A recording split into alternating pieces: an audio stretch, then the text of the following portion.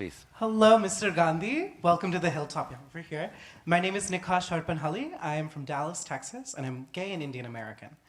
Last October, the Indian Supreme Court refused to legalize same-sex marriage. So my question for you, as well as Congress, as well as the India Alliance, is what is the future for Congress's policy towards gender and sexual minorities on the subject of love? What might that future look like in the next 4 years as BJP government continues? And on that same subject, what is the role of Congress and other interlocutors in promoting a freer, fair, and more loving India?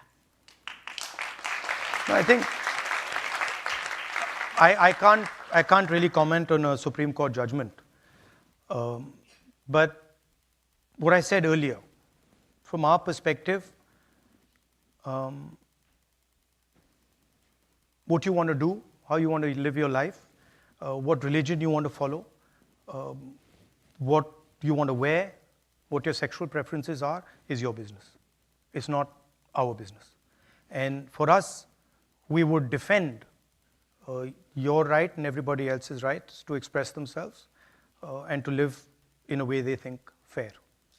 As long as you're not disturbing other people, being violent, being aggressive, we tend to accept it. Thank you. Welcome to Georgetown.